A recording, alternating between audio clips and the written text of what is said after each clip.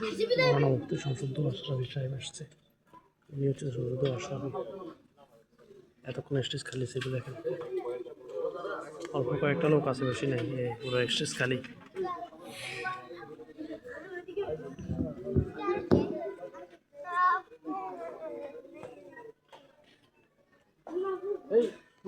ইনি হচ্ছেন মৌলানা মুফতি শামসুদ্দৌলা আশরাফী সাহেব।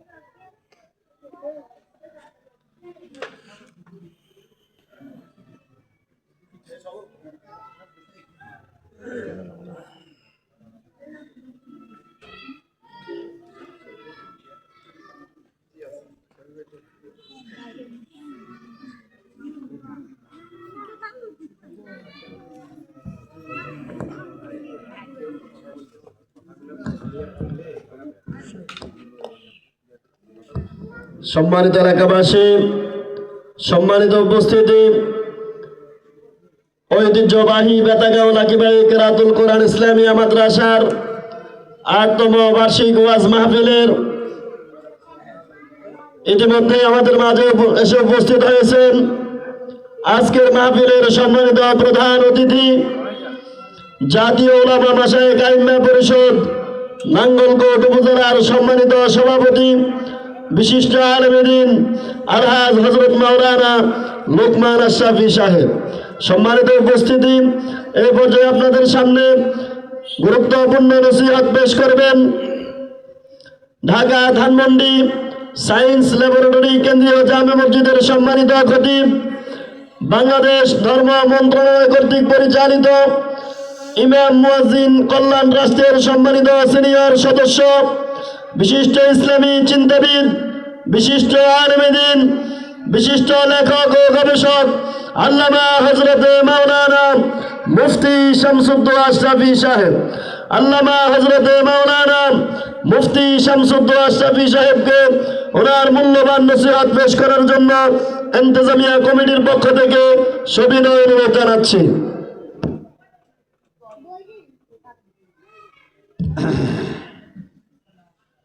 আসসালামু আলাইকুম ওয়া রাহমাতুল্লাহি ওয়া বারাকাতুহু।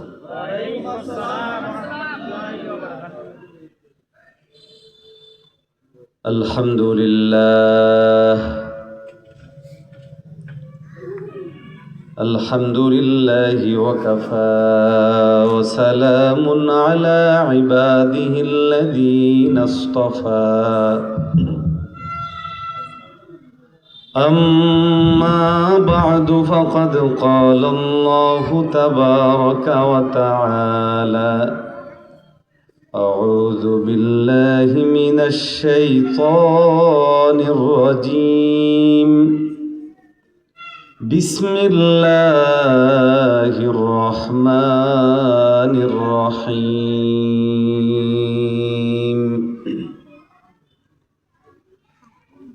لو أنزلنا هذا القرآن على جبل لرأيته خاشعا متصدعا من خشية الله. وتلك الأمثال نضربها للناس لعلهم يتفكرون.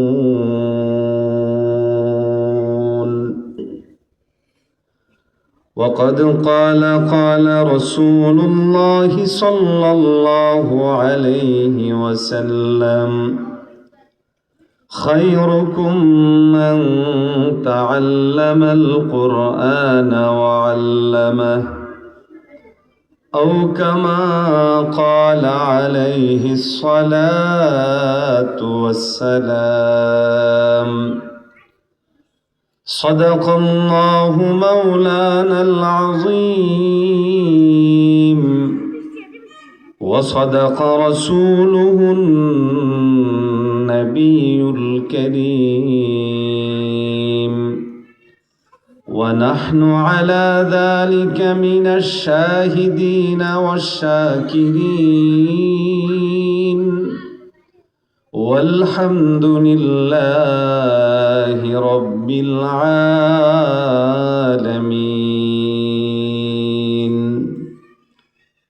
আমরা সকলে একটু মহব্বতের সাথে জিকির করি, লা ইলাহা ইল্লাল্লাহ, লা ইলাহা ইল্লাল্লাহ।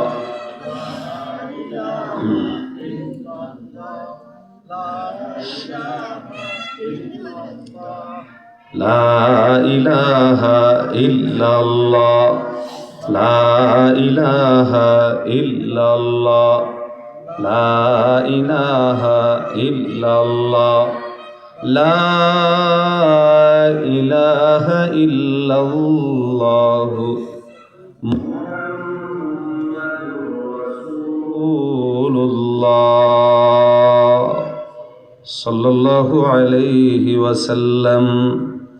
আলহামদুলিল্লাহ, রব্বি কারীমের দরবারে লাখো কোটি শুকরিয়া আদায় করছি, যিনি আমাদেরকে বেতাগাঁও লাকিবাড়ি কেরাতুল কোরআন ইসলামিয়া মাদ্রাসা উদ্যোগে আয়োজিত আজকের এই ৮ম বার্ষিক ওয়াজ মাহফিলে আমাদেরকে আসার তৌফিক দিয়েছেন। এই জন্য আমরা সকলেই মনপ্রাণ খুলে বলি আলহামদুলিল্লাহ। উপস্থিত অধ্যকারে মাহফিলের সম্মানিত সভাপতি, উপস্থিত আছেন অধ্যকার মাহফিলের সম্মানিত প্রধান অতিথি, আমাদের অত্যন্ত শ্রদ্ধাভাজন আলেমে দ্বীন, জাতীয় উলামা শায়েখ আইম্মা পরিষদ নাঙ্গলকোট উপজেলার সম্মানিত সভাপতি হযরতুল আল্লাহ মাওলানা লোকমান আশরাফী দামাত বারাকাতুহুম। আজকে আমাদের এই মাহফিলে আলোচনা করবেন বিশিষ্ট উলামায়ে কেরামগণ। আমাকেও দাওয়াত দেওয়া হয়েছে, দায়িত্ব দেওয়া হয়েছে কিছু কথা বলার জন্য। আমিও নিয়ত করেছি বলবো, আপনারা শুনবেন তো ইনশাআল্লাহ? আল্লাহ আমাদেরকে ইখলাসের সাথে বলার, উভয়কে শোনার, আমল করার তৌফিক দান করেন। মুহতারাম হাজিরিন, কি নিয়ে বলবো? যেহেতু মাদ্রাসার নাম কেরাতুল কোরআন ইসলামিয়া মাদ্রাসা, এই জন্য কোরআনুল কারীম সম্পর্কেই আলোচনা করতে চাই। আপনারা শুনতে রাজি? আরো আসতে বলেন, জোরে বলেন না, রাজি আছে? কেন এটা নিয়ে আলোচনা করব? কারণ আমাদের সফল হওয়া না হওয়া, আমাদের কামিয়াব হওয়া না হওয়া, আমাদের মুক্তি পাওয়া না পাওয়া নির্ভর করে এই কোরআনুল কারীমের উপর। আওয়াজ দিয়ে বলেন ঠিক না বেঠিক? আজকে পৃথিবীর যেখানেই দেখবেন যে আমাদের মুমিন ও মুসলমানরা সফল, তো খেয়াল করলে দেখবেন ব্যক্তি হলে ওই ব্যক্তি তিনি কোরআনুল কারীমকে ধারণ করেন, গোষ্ঠী হলেও তারা কোরআনুল কারীমকে ধারণ করেন, দেশ হলেও তারা কোরআনুল কারীমকে ধারণ করেই তাদেরকে সফল হতে হবে, কামিয়াব হতে হবে। অন্যথায় বাহ্যিক যত উন্নতিই দেখা যাক, বাহ্যিকভাবে যত ধনাঢ্যই মনে হোক, বাহ্যিকভাবে যত সুখী মনে হোক, তারা সফল নয়। এই জন্য আল্লাহ কালামে হাকিমের মধ্যে বলার সময় এইভাবেই বলেছেন যে জান্নাতি আর জাহান্নামীর এক বরাবর নয়। জান্নাতওয়ালা জাহান্নামওয়ালা, জান্নাতের ভাগীদার জাহান্নামের ভাগীদার এক বরাবর নয়। সাউন্ড এখন যেভাবে আছে এইভাবে থাকো, এখন ঠিক আছে। قال الله تبارك وتعالى لا يستوي أصحاب النار وأصحاب الجنة أصحاب الجنة هم الفائزون।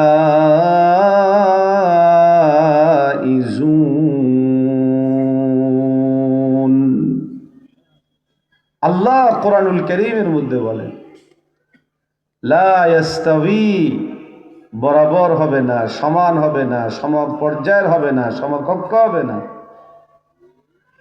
আসহাবুন নারি ওয়া আসহাবুল জান্নাহ, যারা জান্নাতি যারা জাহান্নামী, তারা কখনো এক বরাবর এবং সমপর্যায়ের হতে পারে। এখান থেকে আমরা মোটা দাগে একটা বিষয় অন্তরে ধারণ করা জরুরি, এতে আমরা বিভ্রান্ত হব না। আমরা অনেক সময় সফলতা, বিফলতা, কামিয়াব, নাকাম এর মানদণ্ড ভুল করে ফেলি। ওই যে সফল কে রে, ওই যে অমুক, ওই কেন সে বিশাল ক্ষমতাবান। সফল কে, অমুক কেন সে বিশাল ধনবান। আল্লাহর কাছে সফল হওয়ার মানদণ্ড ধন নয়, আল্লাহর কাছে সফল হওয়ার মানদণ্ড ক্ষমতা নয়, আল্লাহর কাছে সফল হওয়ার মানদণ্ড আল্লাহ বলেন ঈমান। মুমিনদের মধ্যে মর্যাদা বৃদ্ধির জন্য মানদণ্ড হলো তাকওয়া। ঈমানের মাধ্যমে সফলতার ভিতরে ঢুকবে, তাকওয়ার মাধ্যমে সফলতার উচ্চাঙ্গে পৌঁছে যাবে, জান্নাত পর্যন্ত পৌঁছে যাবে। জোরে বলেন সুবহানাল্লাহ। এখন আমি ঈমান কিভাবে আনবো? ঈমানের মধ্যে অন্যতম বিষয় আল ঈমানু বিকুতুবিল্লাহ। আল্লাহর যত কিতাব আছে সব কিছুর উপর ঈমান আনা জরুরি। কেউ যদি বলে আমি ঈমান আনলাম বটে কিন্তু কিতাবকে বিশ্বাস করি না, ঈমানদার থাকবে না বেঈমান? আরো আসতে বলে ঈমানদার না বেঈমান?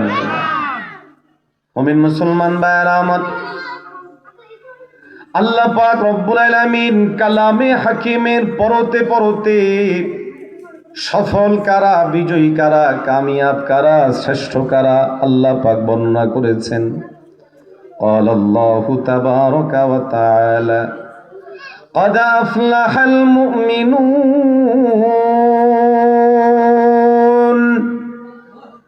আল্লাহ পাক রব্বুল আলামিন কালামে হাকিমের মধ্যে বলেন قد أفلح المؤمنون, নিশ্চয়ই তারাই সফল হয়েছে যারা ঈমান এনেছে। কার উপর? জোরে বলেন না, আরো আওয়াজ দিয়ে বলেন কার? যাদের ঈমান আছে এরা সফল। আল্লাহ বলেন ঈমানদারদের মধ্যে অধিক সম্মানিত কারা হবে, মূল্যায়িত কারা হবে, মান কাদের বেশি হবে? রব বলেন قال الله تبارك وتعالى إن أكرمكم عند الله أتقاكم। আল্লাহ পাক রব্বুল আলামিন কালামে হাকিমের মধ্যে বলেন নিশ্চয়ই তোমাদের মধ্যে আল্লাহর কাছে অধিক সম্মানিত কে?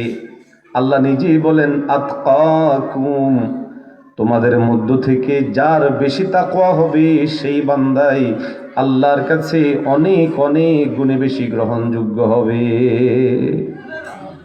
তার মানে হলো আল্লাহর কাছে মূল্যায়নের মাপকাঠি সম্পদ নয়, ক্ষমতা নয়। দেখুন যেখানে যেই জিনিসকে মূল্যায়ন করা হয় সেই জিনিস নিয়েই যেতে হয়। স্কুলে আপনার বাচ্চাও পড়ে, কোটিপতির বাচ্চাও পড়ে। আপনার বাচ্চা যদি ক্লাসে সবচেয়ে ভালো ছাত্র হয়ে যায়, ভালো ছাত্র হওয়ার মানদণ্ড কি? টাকাওয়ালা হওয়া? জোরে বলেন না। ক্ষমতাওয়ালা হওয়া? ভালো ছাত্রর মানদণ্ড হলো সে যেখানে আছে ওখানে সে ভালো কিনা, যে ক্লাসে আছে ওখানে ভালো কিনা। যদি সে ভালো হয় তো যিনি গরিব উনি গরিব হওয়ার কারণে তার ছেলের মূল্যায়ন কমবে না, বরং বাড়বে।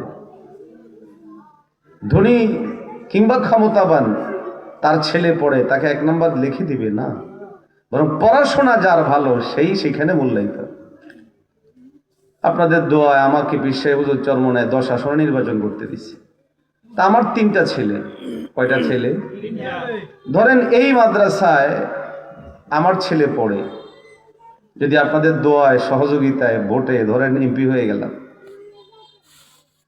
এখন আমার ছেলে এখানে পড়ে, হুজুরের কি আমার ছেলে যদি দুর্বল হয়, পড়াশোনায় কম হয়, তাকে 1 নম্বর বানিয়ে দিবে? আর আসতে বলেন না, বলে উনি তো এমপি সাহেবের ছেলে, 1 নম্বর বানিয়ে দিলে তখন সেটা ইনসাফ হবে না জুলুম?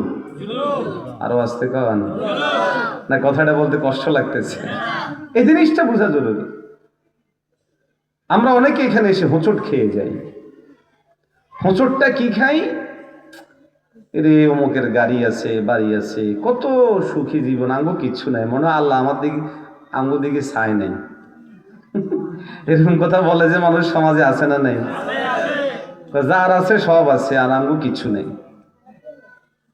না, আল্লাহর কাছে মূল্যায়নের মাপকাঠি ধনবল নয়, আল্লাহর কাছে মূল্যায়নের মাপকাঠি সম্পদ নয়, আল্লাহর কাছে মূল্যায়নের মাপকাঠি, গ্রহণযোগ্যতার মাপকাঠি ঈমান, মূল্যায়নের মাপকাঠি তাকওয়া। যার ঈমান আছে তিনি আল্লাহর কাছে গ্রহণযোগ্য, যার তাকওয়া আছে তিনি আল্লাহর কাছে অধিক মূল্যায়িত হবেন। জোরে বলেন সুবহান। মুসলমান ভাইয়ারা আমার, এই জন্য ঐতিহাসিকভাবে প্রমাণিত মুআজ্জিনুন নবী সাল্লাল্লাহু আলাইহি ওয়াসাল্লাম হযরতে বেলাল, ও মুমিন, বাহ্যিকভাবে দেখতে হযরতে বেলাল রাদিয়াল্লাহু তাআলা আনহু তেমন সুন্দর ছিলেন না। হযরতে বেলাল রাদিয়াল্লাহু তাআলা আনহু ধনওয়ালাও ছিলেন না। হযরতে বেলাল রাদিয়াল্লাহু তাআলা আনহু ক্ষমতাবানও ছিলেন না। বাহ্যিক সৌন্দর্যও নাই, ধনও নাই, ক্ষমতাও নাই, প্রভাব প্রতিপত্তিও নাই, কিন্তু আল্লাহ পাক রব্বুল আলামিন তাকওয়ার কারণে, পরহেজগারিতার কারণে, হৃদয়গত দিক থেকে আল্লাহওয়ালা হওয়ার কারণে এমন একটা পর্যায়ে পৌঁছায়া দিছে, হযরত ওমর খলিফাতুল মুসলিমিন থাকা অবস্থায়ও বেলাল রাদিয়াল্লাহু তাআলা আনহু আসলেই সম্মান জানাতেন আর বলতেন, সাইয়্যিদুনা বিলাল, আমাদের সর্দার বেলাল এসেছেন, আমাদের সর্দার বেলাল। সুবহানাল্লাহ। আমাদের দেশে মূল্যায়নের মাপকাঠি কি হয়? ধনবল, জনবল, ক্ষমতা। কথায় কথা সেই জন্য বলা, আমি যখন নির্বাচনের নাম লই, অনেকে হুজুর মানুষ আপনি এটা আপনাদের সাথে যায়, আমি তখন বললাম আমাদের সাথে যায় কি যায় না, তবে কাল কিয়ামতের মাঠে যেন অন্তত এতদাঞ্চলের মানুষ এটা বলতে না পারে যে হুজুর আপনারা তো কোনো সময় আমাদেরকে কোনো ওয়াজই করলেন, কিন্তু আমানতটা কই দিব, কিভাবে দিব, এটার জন্য তো আমাদেরকে কোনো কিছু দিলেন না। বাস এক নাম্বার এই বিষয়ের দায়বদ্ধতা ও জবাবদিহিতার জন্য আসে। কি বলেন? আরো আসতে পার উম্মাহকে এটা বোঝানোর জন্য। মোহতারাম হাজিরিন, মূল্যায়নের মাপকাঠি দুনিয়াতে এটা হয়, কার কত টাকা, কার কত ক্ষমতা, কার কত পাওয়ার, কিন্তু আল্লাহর কাছে মূল্যায়নের মাপকাঠি ক্ষমতা নয়, আল্লাহর কাছে মূল্যায়নের মাপকাঠি ধনবল নয়, আল্লাহর কাছে মূল্যায়নের মাপকাঠি জনবল নয়। তো বলে ধন বল এগুলো তো লাগবে লাগবে, কিন্তু জুলুম করে নয়, জোর করে নয়, বরং আল্লাহ যতটুকু দিছেন, যতটুকু দিছেন।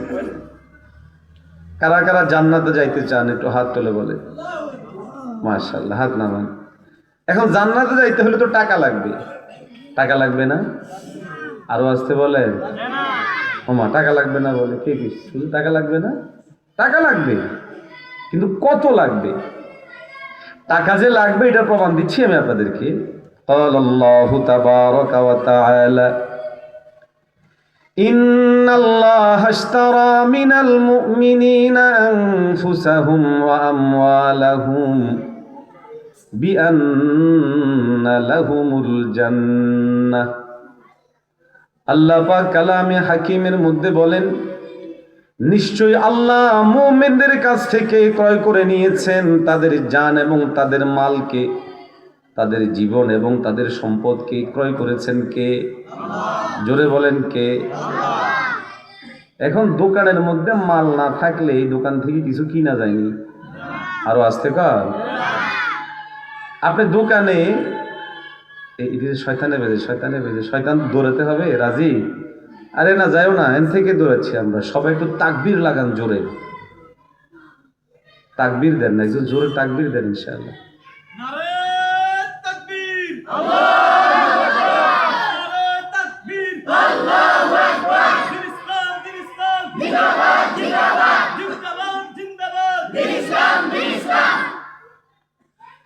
শয়তান দৌড়েছে না কিছু? এই যে দেন শয়তান সব পাড়াইতেছে, এদিকে যা কি করতেছে দেখ। আর একটু জোরে হবে তাকবীর, সবাই এমনি তাকবীর দিচ্ছেন, এটা হইল? হাত উঠান, নারে তাকবীর, নারে তাকবীর। দ্বীন ইসলাম, আল কোরআনের আলো, সুন্নাহের আলো, নারে তাকবীর। আল্লাহ কবুল করে। আরো আসতে বলে, আওয়াজ দিয়ে বলেন না আমিন। তো জান্নাতে যাইতে হলে টাকা লাগবো না লাগবো না? আবার কয় লাগবো না বলে, লাগবো না লাগবো না? প্রমাণ কোরআন শরীফ। আল্লাহ বলেন জান্নাত কিনবো, জান্নাত যে কিনবো, ওই কেনার জন্য কি দিয়ে কিনবেন, কি দিয়ে পাবেন? আল্লাহ বলেন আমি তোমাদের জান মাল কিনবো, জান্নাত দিব। তার মানে আমাদের কাছে থাকতে হবে টাকা, আমাদের কাছে থাকতে হবে আমাদের জীবন। আমাদের জিম্মাদারি কি? আমাদের জিম্মাদারি হলো আল্লাহর দেওয়া জান, আল্লাহর দেওয়া মালকে আল্লাহর জন্য খরচ করা। এখন টাকাও থাকা লাগবে, কত টাকা থাকলে পরে আল্লাহ জান্নাত দিবে এটা নির্ধারিত করা আছে? জোরে বলেন না। মুমিন মুসলমান ভাইরা আমার, আল্লাহ পাক রব্বুল আলামিন কালামে হাকিমের মধ্যে বলেছেন আমি মুমিনদের জান এবং মাল এত দুভয়ের বিনিময়ে জান্নাতকে নিয়েছি। মুমিন আপনি আমি যদি কোনো জান্নাত পেতে চাই, আমাদের জন্য জরুরি হলো অবশ্যই আল্লাহর দেওয়া জান, আল্লাহর দেওয়া মাল আমি আল্লাহর জন্যই খরচ করতে হবে। এখন আমি জান্নাত প্রাপ্তির জন্য কি পরিমাণ টাকার মালিক হতে হবে, জান্নাত প্রাপ্তির জন্য আমাকে কতটুকু জীবন ব্যয় করা লাগবে, আল্লাহ পাক এটাকে কোথাও নির্ধারণ করে দেন নাই। আল্লাহ পাক ব্যাপক করে দিয়ে ঘোষণা দিয়েছেন তোমাদের জান, তোমাদের মাল এত দুবের বিনিময়ে জান্নাত। অতএব কেউ যদি ঈমান অবস্থায় একদিন সময় পায়, আল্লাহ পাক ওই একদিনের বিনিময়ে তাকে জান্নাত দিয়ে দিবে। সাহাবীদের মধ্যে বহু সাহাবী এমন হয়েছে, সকালবেলা ঈমান আনছে, দুপুরবেলা জিহাদে গেছে, রাতের বেলা শহীদ হয়ে চলে আসছে। তারা জান্নাতি না জাহান্নামী? আরো আসতে বলে। তার মানে একদিনেরও কম সময় ব্যয় করে জান্নাতি হয়ে। ধরেন আপনাদের এই বেতাগা, উনি নির্বাচনী এলাকার নাম না জানলেও তো বিপদ।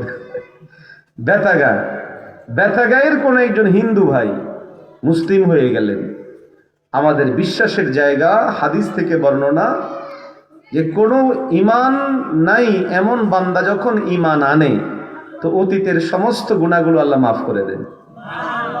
বাড়ি যে বলেন সুবহানাল্লাহ, আওয়াজ দিয়ে বলেন না সুবহানাল্লাহ।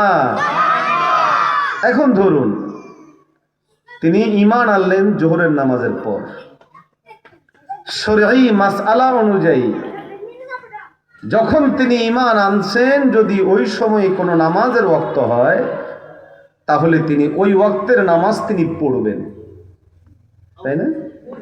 এখন ধরুন যদি আল্লাহর বান্দা শুধু এই যে ওয়াক্তে ধরেন জোহরের সময় ঈমান আনছে, আসরের আগে আগে মারা গেছে, জান্নাতি না জাহান্নামী? তার মানে হলো আল্লাহ জান্নাত কত টাকার বিনিময়ে দিব বলেননি, কত সময় ব্যয় করলে দিব বলেননি। আল্লাহ বলেছেন জান্নাত দিব, বাস যতটুকু হায়াত আমি তোমাকে দিয়েছি। যার 100 বছরের হায়াত, সে জান্নাত পাওয়ার জন্য 100 বছর আল্লাহ রাজি খুশি অনুযায়ী কাটাইতে হবে। আল্লাহ না করুক কেউ যদি 99 বছর 11 মাস 29 দিন আল্লাহর জন্য কাটাইল, 30তম দিনে জ্ঞান আছে স্বেচ্ছায় সজ্ঞানে যদি কোনো ঈমান হারা হয়ে যায়, জান্নাতি না জাহান্নামী? মুসলমান ভাইরা আমার, সুতরাং জান্নাত প্রাপ্তির জন্য আমাকে কি পরিমাণ হায়াত লাগবে, কি পরিমাণ জীবন আমার লাগবে, সহজ বিষয় হলো কোনো নির্ধারিত নাই। বরং যতটুকু হায়াত আল্লাহ পাক আমাদেরকে দিবেন, অতটুকু হায়াত আমি আল্লাহর রাস্তায় ব্যয় করতে হবে, আল্লাহর রাজি খুশি অনুযায়ী আমার চলতে হবে। মুসলমান ভাইয়েরা আমার,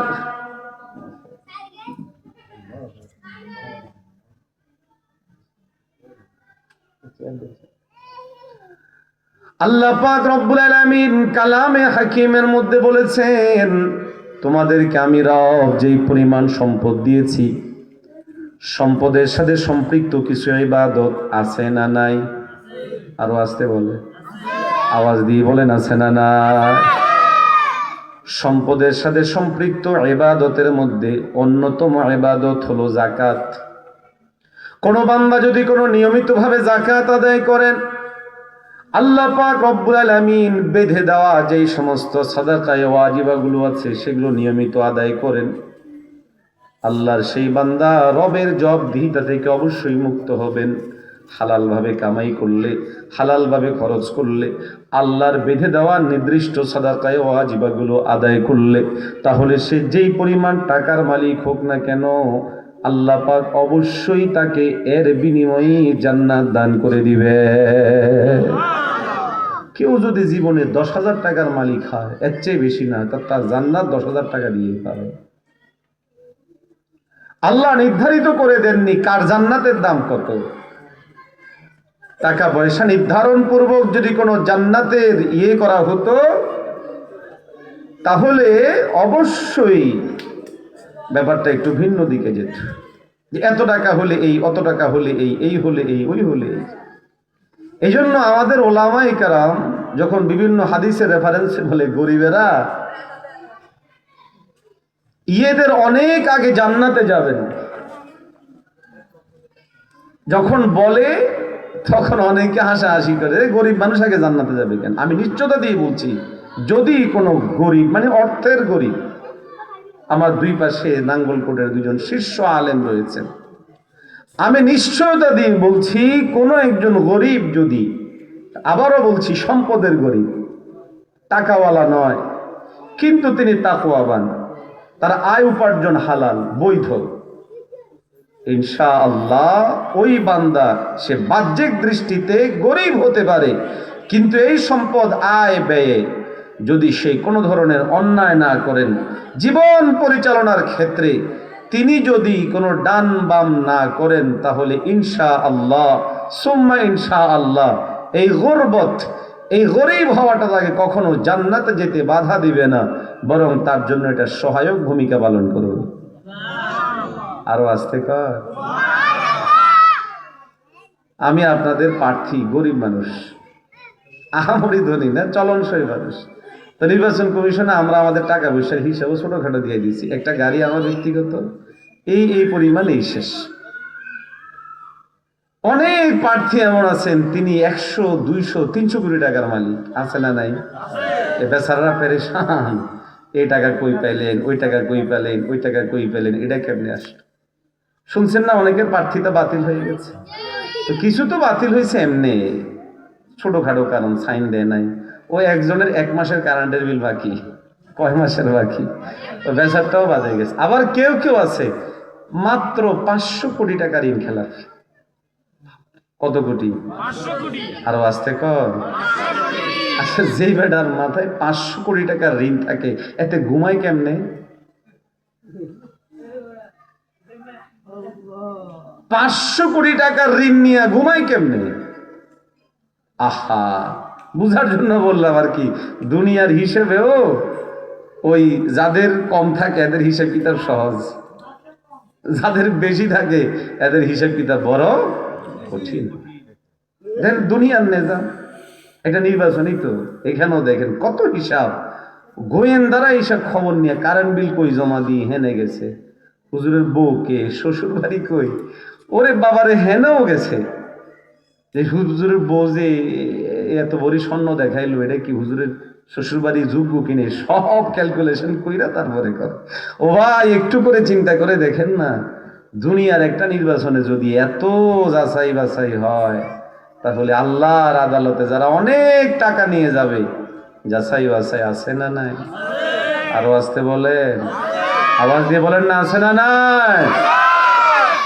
মুসলমান ভাইয়েরা আমার, সুতরাং আপনি আমি জান্নাত পাওয়ার জন্য আমার আল্লাহর দেওয়া জান, আল্লাহর দেওয়া মাল, এইগুলোকে আল্লাহ যেইভাবে চান সেইভাবে প্রস্তুত করা লাগবে। আমি আমার জান ও মালকে আল্লাহর সন্তুষ্টি চিত্তে আল্লাহর জন্য কিভাবে প্রস্তুত করব? সহজ উত্তর হলো এই, আমার মালিক আমাকে চলার জন্য, বলার জন্য, আমাকে প্রস্তুতি নেওয়ার জন্য লিখিতভাবে আমাকে একটা দিক নির্দেশনা দিয়েছেন, সেটার নাম হলো আল কোরআন। কালামে হাকিমের মধ্যে আল্লাহ পাক রব্বুল আলামিন আমাকে পরিষ্কার ভাষায় দিক নির্দেশনা দিয়েছেন, ও বান্দা, তোমাকে আমি এই এই জিনিসগুলোকে হারাম ঘোষণা করে দিলাম, অবৈধ ঘোষণা করলাম, তুমি এইগুলোর দিকে কোনো দিন যাবা না। আল্লাহ পাক কোন জিনিসকে বৈধ ঘোষণা করে দিয়ে বললেন এইগুলো করো। আল্লাহ পাক কালামে হাকিমের নির্দেশিত এবং এই সমস্ত বিষয়গুলোকে বাস্তবায়নের জন্য যুগে যুগে হযরত আদম আলাইহিস সালাম থেকে আমাদের নবী পর্যন্ত আম্বিয়া কেরামদেরকে প্রেরণ করেছেন। আম্বিয়া কেরাম আলাইহিমুস সালাম আমাদের জন্য বিষয়গুলো প্র্যাকটিক্যালি আমাদেরকে দেখায় গেছেন। কালামে হাকিমের মধ্যে আল্লাহ পাক বলেছেন, মদকে আমি হারাম করলাম, এখন এই মদ আমি খাবো কি খাবো না, কোনটা মদ নয় আমি চিনবো কেমনে? আল্লাহ পাক নবী করিম সাল্লাল্লাহু আলাইহি ওয়াসাল্লামকে আমাদের জন্য পাঠিয়ে নবীজি সাল্লাল্লাহু আলাইহি ওয়াসাল্লামকে দিয়ে বুঝাইছেন, এটা হলো মদ, এটা হলো সিরকা।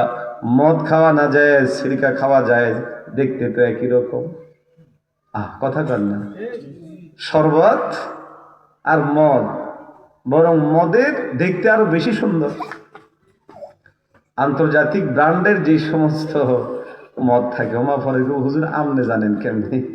আমি জানি কেমনে বলতে, বিভিন্ন ব্র্যান্ডের মদের কথা বিভিন্নভাবে আসে তো না আসে না, আমারও আসতে কার আমাদের বিভিন্ন জিম্মাদারি থাকে না, যার জন্য আমাদের জানা থাকা লাগে বিভিন্ন মদের কথা। আর ইদানিং কালে মদের আওয়াজ তো অনেক বেশি হচ্ছে, দেশ রাষ্ট্র পর্যন্ত মদ ইত্যাদি তদারকি করে, কোটি কোটি টাকার এখানে লুকোচুরি আছে, বিশাল ব্যাপার। আল্লাহ আমাদের দেশকে হেফাজত করেন। এখন কোরআন শরীফে তো আল্লাহ বলে দিলেন খামর তোমাদের জন্য। খামর কি জিনিস চিনবো কেমনে? তো আল্লাহ নবীদেরকে পাঠাইল। আল্লাহ বলে দিলেন নামাজ পড়ো, এখন নামাজ কেমনে পড়বে?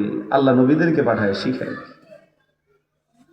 মুসলমান ভাইয়েরা আমার, সুতরাং আপনার আমার জান ও মাল দুটোকে আল্লাহর সন্তুষ্টির জন্য যদি আমি প্রস্তুত করতে হয়, অবশ্যই আমাদেরকে কোরআনুল কারীমকে ধারণ করতে হবে।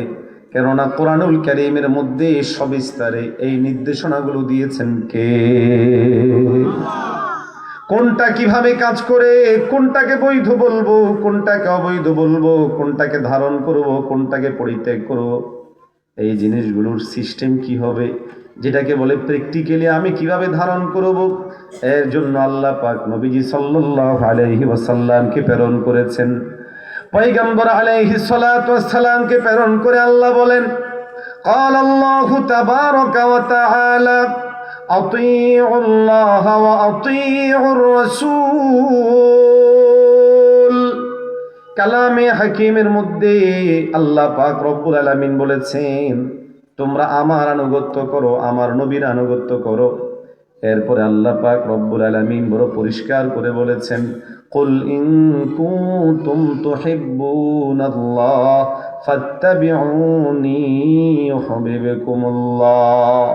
আল্লাহ পাক রব্বুল আলামিন কালামে হাকিমের মধ্যে বলেছেন, হে নবী আপনি লোকদেরকে জানায় দেন, ইন কুনতুম তুহিব্বুনাল্লাহ,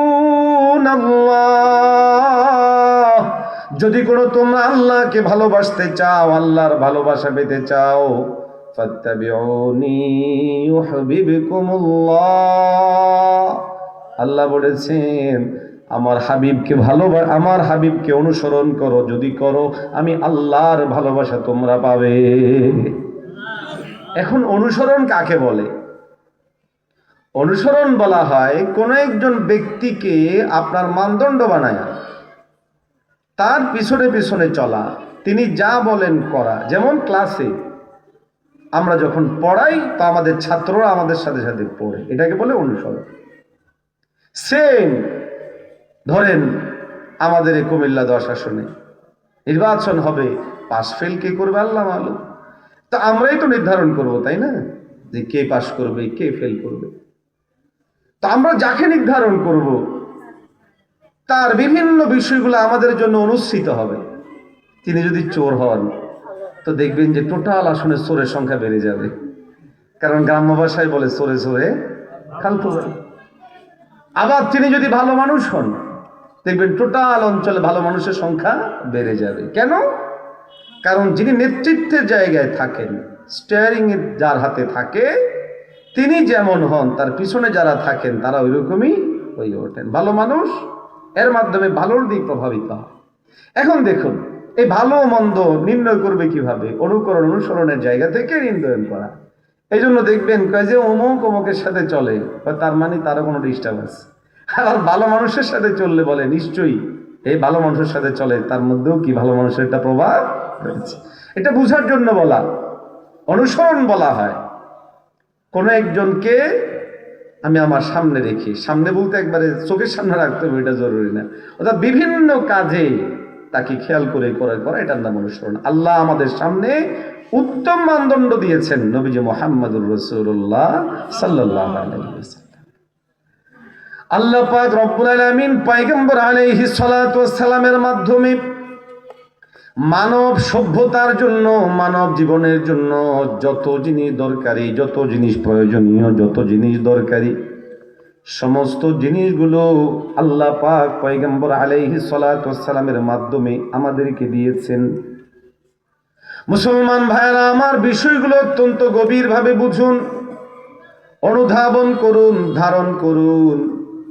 আল্লাহ পাক রব্বুল আলামিন কালামে হাকিমের মধ্যে পয়গম্বর আলাইহিস সালামের ব্যাপারে বলেছেন, নবীকে বলার জন্য, নবী আপনি বলে দেন তারা যেন আপনার অনুসরণ করে। কালামে হাকিমের মধ্যে আল্লাহ আরো বলেছেন আতিউল্লাহ ওয়া আতিউর রাসূল, আল্লাহর আনুগত্য করো, রাসূলের আনুগত্য করো। এই জায়গা থেকেও পরিষ্কার হয় নবীকে মেনে চলা। এখন নবীকে আমি কোথায় মানব, কোন জিনিসে মানব, কোন জিনিসের ক্ষেত্রে আমি মেনে চলব? এই প্রশ্নের সহজ জবাব হলো এই, আমি জন্ম থেকে মৃত্যু পর্যন্ত যতদিন বাঁচব, যত কাজ করব, সমস্ত কাজেই আমি নবীজি সাল্লাল্লাহু আলাইহি ওয়াসাল্লাম যেই কাজ যেইভাবে করেছেন আমিও ওই কাজ ওইভাবে করতে হবে। এটার নাম হলো ইত্তেবাউস সুন্নাহ, নবীকে, নবীর সুন্নতকে মেনে করা। ধরুন আমি কথা বলবো, তো নবীজি যখন কথা বলতে, এই যে দেখেন না আমরা কথা বলার সময় কি একদিকে তাকায় কথা বলি না, ঘুরে ঘুরে বলি, বলেন না, এখানে তাকাচ্ছি ওখানে মানে আপনাদের সবার দিকে ঘুরে বলি। এই যে ঘুরে বলা কেন? আমি তো এইভাবে কথা বললেও হয়, কিন্তু না, নবীজির সুন্নত হলো যখন কথা বলবে তো তোমার সামনে যারা আছে তাদের দিকে, খেতাব যারা মুখাতিবিন তাদের দিকে তাকায় কথা বলা, যেন সবাই ভাবে যে আমার দিকে তাকায় কথা বলতেছে। এটা কথা বলার সুন্নাত। যখন আমি খাবো, আমি আমার প্রয়োজনেই খাবো, কিন্তু খাবার সময় আমি যখন খেয়াল করব আমরা এখন কোন হাতে খাই, কেন? নবীর সুন্নাহ মনে করে খাওয়া। তো মামা তো খাইতে পারি, এটাও হাত এটাও হাত, এটা খাওয়া যায় না, বলেন না? কিন্তু আমরা ডান হাতে কেন খাই? যদি আপনি কোন যে ডান হাতে এমনি খাই, এটা দিয়ে ময়লা, এটা দিয়ে হলো খাবার না, এটা দিয়ে খাওয়ার জন্য আমার নবী আমাদেরকে দিক নির্দেশনা দিয়েছেন। বাস নবীর সুন্নতের অনুসরণে আমি ডান হাতে খাই। আওয়াজ দিয়ে বলে ঠিক না বেঠিক? মুমিনের কথা হবে এটা। আমি ঘুমাই, ঘুমানোর সময় আমি ডান কাত হয়ে ঘুমাই। কেন আমি ডান কাত হয়ে ঘুমাই? আমি এই জন্য ডান কাত হয়ে ঘুমাই, আমার নবী আমাকে ডান কাত হয়ে ঘুমাতে দিক নির্দেশনা দিয়েছে। আমি যখন পেশাব করি, পায়খানা করি, পেশাব পায়খানার মতো গুরুত্বপূর্ণ জায়গাতেও পয়গম্বর আলাইহিস সালাতু ওয়াস সালাম থেকে দিক নির্দেশনা আছে। অতএব আমি পেশাব পায়খানা করার সময় খেয়াল রাখবো আমার নবীর সুন্নত এখানে কি। আমি আমার নবীর সুন্নতকে ফলো করে আমি পেশাব করব, পায়খানা করব। মুমিন লিখে রাখেন, আমার দুপাশে দুজন আলেম আছেন, ওনাদেরকে সাক্ষী রেখেই বলি, আপনার আমার পেশাব পায়খানাটাও যদি সুন্নত তরিকায় হয় তাহলে এর মধ্যেও আল্লাহ পাক আমাদের জন্য সওয়াব লিখে দিবেন। পেশাব করতে গেলে সওয়াব কামান যায়, এটা মাথার মধ্যে আসে কখনো? তো পেশাবেনা করতে যাই এনে আবার সওয়াব আইব কোত্থেকে? একজনে আমার প্রশ্ন করছিল, হুজুর আপনারা আলেম মানুষ, হুজুর মানুষ, এই নির্বাচনে আসছেন কেন? এই প্রশ্নটা অনেকের আছে না নাই মনে? আরো আসতে কন। তখন আমি ওই ভাইকে বলেছিলাম, দেখেন, নির্বাচন করে রাষ্ট্র পরিচালনার দায়িত্বভার গ্রহণ করে মানুষ। তো আমার নবী 10 বছর রাষ্ট্র চালাইলেন, চালাইছে না চালায় নাই? আরো আসতে বলেন। বাবারা কথা বলে না, ছোট বাবারা বসো, এই বাবারা বসো বসো, এই ছেলে, এই বাবু বসো। নবীজি রাষ্ট্র চালাইছে না চালায় নাই? এখন খেয়াল করুন, নবীজির মতো করে খানা খাই, এটার নাম সুন্নত তরিকায় খানা খাওয়া। নবীজিকে খেয়াল করে কথা বললে এটার নাম হলো সুন্নত তরিকায় কথা বলা। এই যে আমরা পোশাক এটা পরলাম, আমার মন চায় না প্যান্ট শার্ট পরার লেগে? বলেন না? বাহ্যিকভাবে এখন যেরকম দেখা যাচ্ছে, জানি না প্যান্ট শার্ট পরলে কতটুকু হ্যান্ডসাম লাগে, তো মানুষ মনে করে যে প্যান্ট শার্ট পরলে একটু হ্যান্ডসাম লাগে। তা আমাদেরও কি মন চায় না হ্যান্ডসাম লাগতে? আমগুলি কি হ্যান্ডসাম কম লাগে নাকি? এভাবে থাকলে কি স্মার্ট কম লাগে? যারা ভাবে আর কি, বোঝার জন্য বলছি। তো এত বড় পাঞ্জাবি, আপনার মাথা কয় যে হুজুর টুপি পড়ি না, কয় কেন? মাথা গরম হয়। তো আঙ্গু মাথা গরম হয় না? বলেন না? এগুলো হলো কথার কথা। তো এই যে আমরা পোশাক পরছি, নবীজির মতো পোশাক পরার নাম সুন্নত তরিকায় পোশাক পরা। খানার ক্ষেত্রে নবীজিকে অনুসরণ করে খাইলে এটাকে বলা হয় সুন্নত তরিকায় খাওয়া। হাজিরিন, নবী আমার 10 বছর রাষ্ট্র চালাইলেন, আপনি ইমানদার হিসেবে বোঝা জরুরি।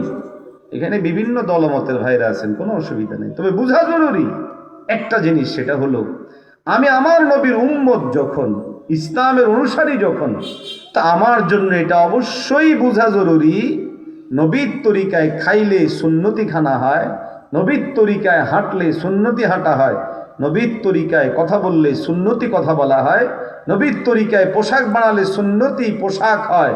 ঠিক তেমনি ভাবে ইমানদারের জন্য জরুরি, রাষ্ট্রের যে জিম্মাদারিতে আসবে সেখানেও নবীর তরিকা অনুযায়ী সে তার রাষ্ট্র সমাজকে চালাবে। তা আমাদের ওয়াজটা যেন শুধু মুখবাজি না হয়, এই জন্য মাঠে ময়দানে নেমে আসছি আপনাদেরকে দাওয়াত দেওয়ার জন্য। আপনারা যদি জিম্মাদারি দেন পালন করব, জিম্মাদারি না দেন কোনো অসুবিধা নেই। কাল কিয়ামতের মাঠে আল্লাহর কাছে বলবো, আল্লাহ আমরা দাওয়াত পৌঁছাইছিলাম, আমাদের দায়িত্ব দেয় নাই, আমরা পালনও করি নাই, শেষ। বেঁচে যাব না ইনশাআল্লাহ? আরো আসতে বলে। তার মানে কি? সার মর্ম হলো, আমাদের জীবন সফলতা ও প্র্যাকটিক্যালি করার জন্য জরুরি হলো আমার নবী যেই কাজগুলো করেছেন, আমি যখন ওই কাজটাই করব, তখন আমার খেয়াল রাখা জরুরি এই কাজে আমার নবীর সুন্নত কি ছিল। মুসলমান ভাইয়েরা আমার, অতএব আপনি আমি যখন খাবার খাবো, আমার জন্য জরুরি পয়গম্বর আলাইহিস সালাতু ওয়াস সালাম কিভাবে খাবার খেয়েছেন। আপনি আমি যখন ঘুমাই, খেয়াল করা জরুরি নবী কেমনে ঘুমাইছেন। এখানে আপনারা যারা আছেন, হতে পারে দোয়াও করে আল্লাহ পাক আপনাদেরকে রাষ্ট্রের বিভিন্ন দায়িত্ব দেন, কেউ মেম্বার হবেন, কেউ চেয়ারম্যান হবেন, দোয়া করি আল্লাহ পাক যেন এখানে যারা আছেন তাদের মধ্যে কাউকে এমপিও বানায়া দেন। দেখছো না, আমিন কয় না? তার মানে আশা ভরসা নাই। যদি হয়ে যায় তা আমি কিভাবে চালাবো, কিভাবে চলবো? উত্তর, আমার নবীর জীবনী পড়ব। পয়গম্বর আলাইহিস সালাতু ওয়াস সালামের জীবনী পড়লে আমার সামনে আসবে নবীজি সাল্লাল্লাহু আলাইহি ওয়াসাল্লাম মসজিদে নববীর মধ্যে বসে বসে খবর নিতেন, কার বাড়িতে খানা আছে, কার বাড়িতে নাই। ঠিক না বেঠি? পয়গম্বর আলাইহিস সালাতু ওয়াস সালাম যেই সাহাবীর বাড়িতে খাবার থাকতো না, ওই সাহাবীর বাড়িতে খাবার পাঠাতেন। ভিন্ন ধর্মাবলম্বী যারা ছিলেন তাদের ব্যাপারেও পয়গম্বর আলাইহিস সালাম খবর নিতেন। নবীজির পর নবীর সাহাবায়ে কেরাম একই সুন্নত পালন করেছে। হযরত ওমর রাদিয়াল্লাহু তাআলা আনহু একবার এক মসজিদ থেকে নামাজ পড়ে বের হয়েছেন। ওমর রাদিয়াল্লাহু তাআলা আনহু মসজিদ থেকে বের হয়ে দেখেন এক আল্লাহর বান্দা ওখানের মধ্যে ভিক্ষা করছে। হযরত ওমর রাদিয়াল্লাহু তাআলা আনহু দেখে ভয় পেয়ে গেলেন, ভিক্ষুককে দেখলে ভয় পেয়ে গেলেন। খলিফাতুল মুসলিমিন লোকটাকে দেখে বলে, আপনি ভিক্ষা করছেন কেন? লোকটা প্রতি উত্তরে বলে, কেন ভিক্ষা করব না, আমি এই জন্য ভিক্ষা করতে হচ্ছে কারণ আমার খাবার দাবারের মতো কোনো ব্যবস্থা নাই। হযরত ওমর রাদিয়াল্লাহু তাআলা আনহু চিন্তিত হলেন, পেরেশানিত হলেন, অস্থির হলেন। ওমর রাদিয়াল্লাহু তাআলা আনহু বললেন, কাল কিয়ামতের মাঠে আমার আল্লাহ যদি আমাকে ধরে বসেন, তোমার অধীনত এই ব্যক্তি কেন ভিক্ষা করে খেতে হলো? তোমার রাষ্ট্রীয় বাইতুল মাল কোষাগারের মধ্যে তো সম্পদ ছিল। ওমর কি জবাব দিবা? এই জন্য আমি আমার অনেক আলোচনায় বলেছি যে আমাকে যদি আল্লাহ আমাদের এই 10 আসনের জন্য কবুল করে ফেলে, আমার 1 নম্বরে টার্গেট থাকবে 10 আসনে ভিক্ষুক থাকবে না। কি থাকবে না ভাই? আরো আসতে কার না? আপনারা মনে মনে করবেন যে হুজুর আপনি ভিক্ষুক দূর করবেন কেমনে? সহজ। জাস্ট 1 মাসে আমাদের ইউনিয়ন পরিষদগুলোতে যে বরাদ্দটা আসে, জাস্ট এই একটা বরাদ্দ যদি সারা 10 আসনের আমাদের 5,36,000 ভোটার, এই 5,36,000 ভোটারের মধ্যে গরিব কয়জন, ভিক্ষুক কয়জন? 1,000 মানুষ ভিক্ষা করে 1,000 মানুষ আছে? যদি থাকে, যা ধরেন 5,000 মানুষ ধরলাম, এই 5,000 মানুষের লিস্টি করতে কয়দিন লাগবে? 2 দিনে লিস্টি করা সম্ভব যে লালমাই নাঙ্গলকোটের টোটাল অঞ্চলে কত হাজার মানুষ ভিক্ষুক আছে। বাস 1 মাসের বরাদ্দ যেটা, এটাদেরকে ডাক দিয়া যে দেখেন ভিক্ষা আর করবেন না। রাষ্ট্রীয় আপনি কি কাজ পারেন? রিক্সা চালাইতে পারি, আপনাকে রিক্সা কিনে দিলাম। আপনি কি পারেন? ওটা পারেন, আপনাকে এটা করে দিলাম। ভাই সম্ভব। আফগানিস্তানে কিছুদিন আগে সেম কাজটা তারা করেছেন ওলামায়ে কেরাম। সারা শহরের ভিক্ষুক সব ধরছে, ধরে এনে এক জায়গায় বসাইছে। আর কোনো ভিক্ষুক আছে নি? কয়ে না, আর কোনো ভিক্ষুক নেই। আয় হ্যাঁ, কিছু ভিক্ষুক দেখে যে এটা ভিক্ষা করে ঠিক, বাড়িতে 5 তলা বাড়ি আছে না? নাই, আছে। তো ভিক্ষুকের লিস্টি করা হয়েছে যে আমাদের এই কাবুল শহরে, কাবুল থেকে শুরু করছে কাজটা, যে কাবুল শহরে ভিক্ষুক কয়জন আছে। তো হিসেব করে দেখে যে এই পরিমাণ ভিক্ষুক, তাদের সবাইকে ডাকছে। এবারে বলছে আজকে থেকে ভিক্ষা বন্ধ। এই বাবা বসো, ভিক্ষা বন্ধ। তো কি করবে? তোমার বাসায় খাবার লাগবে, লাগবে এই নাও বস্তা, বাস দিয়ে দিছে, খাও। আর ওখান থেকে রাষ্ট্রীয় বাইতুল মাল থেকে যে যেই কাজ পারবে, কেউ রিক্সা চালাবে, কেউ ভ্যান চালাবে, কেউ এই কাজ করবে, কেউ বলছে একটা গরু কিনে দেন, কেউ এটা করেন সেটা করেন। বাস সুন্দর, যার যেভাবে করলে স্বাবলম্বী হয়, ওই আল্লাহর বান্দাকে ওইভাবে টাকা দিয়ে স্বাবলম্বী করেছে। আমি আপনাদেরকে নিশ্চয়তা দিয়ে বলছি, যার শুধুমাত্র সদিচ্ছার অভাব এবং সিস্টেমগত আমাদের সমস্যা, একটু করে সিস্টেম পরিবর্তন করা গেলে এই দেশের মানুষ অল্প সময়ের ব্যবধানে পরিবর্তন হতে বাধ্য। কথায় কথা আসলে এই জন্য বলা। ওমর রাদিয়াল্লাহু তাআলা আনহু সুন্নাহ বলছিলাম যে ওমর রাদিয়াল্লাহু তাআলা আনহুর সুন্নাহ ছিল, ওমর রাদিয়াল্লাহু তাআলা আনহু ভয় পেয়ে গেছেন, হায় হায় আমার অঞ্চলের মানুষ ভিক্ষা করে। মজার বিষয় কি জানেন? মজার ব্যাপার হলো, যিনি ভিক্ষা করছিলেন তিনি কোনো মুসলমান ছিলেন না। রাষ্ট্রীয় অধিকারের ক্ষেত্রে ধর্ম বিবেচ্য হয় না, এটা একটা মূলনীতি মনে রাখবেন। এই জন্য অনেক সময় আমাদের অনেকের মনে অনেক কথা প্রশ্ন আসে। যেমন এবারে একটা মজার প্রশ্ন হলো, আমরা অনেকেই হিন্দু ভাইদের বিভিন্ন যেই পূজার অনুষ্ঠানগুলো, যদিও আমরা অত্যন্ত কৌশলে হেকমত করে গেছি, বেশিরভাগ গেছি দিনের বেলা, কেন দিনের বেলা ওদের ওই আনুষ্ঠানিক আয়োজনগুলো থাকে না, যা হয় দুরুম দারাকে রাত্রে চলে। আমরা চেষ্টা করছি দিনের বেলায় যাওয়ার জন্য। হুজুর কেন গেলেন? কারণ হচ্ছে আমি শামসুদ্দৌহ আশরাফি যখন খতিব, এটার একটা হিসাব, এখন আলোচক, এটার একটা হিসাব। কালকে যদি আমি এমপি হয়ে যাই, আল্লাহ কবুল করেন, বলেন না আমি, যদি হয়ে যায়, তো এই অঞ্চলের হিন্দু ভাইয়েরা কি আমার নাগরিক না? আজরে বলেন না? তাহলে নাগরিক হিসাবে আমাদের কি বক্তব্য, তাদের জন্য কি ওয়াদা, এটা আমরা জানানোর জন্য গেছিলাম। যদিও এটা অনেকে ভুল বুঝে বিভিন্ন, দেখেন আমরা কোনো শব্দ চয়নেও ডান বাম করি নাই, পারতপক্ষ ওখানে গায়ে ওদের যেগুলো মাখসুস খাবার সেটাও খাইনি, কিন্তু তাদের জায়গা থেকে চেষ্টা করেছি ব্যাপারগুলো মেসেজ বুঝায় দেওয়া। এই জায়গাটা আমরা অনেকে বোঝে না। আল্লাহ হুজুরে হুজুর এখানে চলে গেল। আরে ভাই, দুইভাবে গেছে। কিছু মানুষ গিয়ে ওখানে শুরু করছে মনে মনে ঝান ওখানে ওখানে, এগুলো বলতে যাব কেন? এটা ভুল হয়েছে। কিন্তু আমার দায়িত্ব কি, নাগরিক অধিকার কি, আমি কিভাবে চালাবো, এটা বলা আমাদের জন্য জিম্মাদারি, আমাদের জন্য জিম্মাদারি। সেটা আমরা শুনে এসেছি। এই জন্য আমরা যেখানেই গিয়েছি প্রথমে ওদেরকে খবর লোক পাঠাইছি, পাঠাইয়া ওদের দুরুম দারাক্কা বন্ধ করাইছি যে আমাদের হুজুর আসবে, একটু দুমদাম বন্ধ করেন। আচ্ছা, ওরাও বন্ধ করছে আলহামদুলিল্লাহ। কথা বলছি জানা, এই বিষয়টা বোঝা জরুরি। রাষ্ট্রীয় জিম্মাদারির জায়গাগুলোতে ধর্ম কি হয় না, বিবেচ্য হয় না। মুসলমান ভাইয়েরা আমার, অতএব বিষয়গুলো আপনার আমার জন্য বোঝা জরুরি। আমরা দামি হতে চাই, আল্লাহ পাক আমাদেরকে কোরআনুল কারীম দিয়েছেন। দামি হতে হলে কোরআনুল কারীম লাগবে। কোরআনুল কারীম হলো আল্লাহর পক্ষ থেকে আমাদের জন্য লিখিত দিক নির্দেশনা।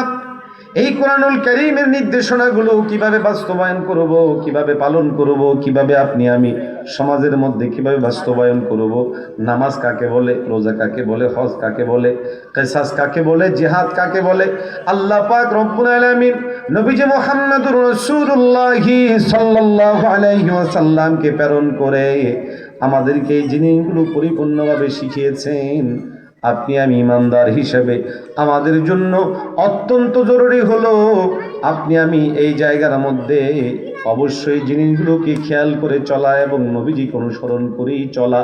মুসলমান ভাইয়েরা আমার, আপনি আমি যদি কোনো কালামুল্লাহকে ধারণ করতে পারি, মুমিন পৃথিবীর সর্বনিকৃষ্ট যুগের মানুষগুলো যাদেরকে আজকের দিন পর্যন্ত নিকৃষ্ট হিসেবে বিবেচনা করা হয়, ওই মানুষগুলো পর্যন্ত উত্তম মানুষে পরিণত হয়েছেন কালামুল্লাহের সংস্পর্শের কারণে।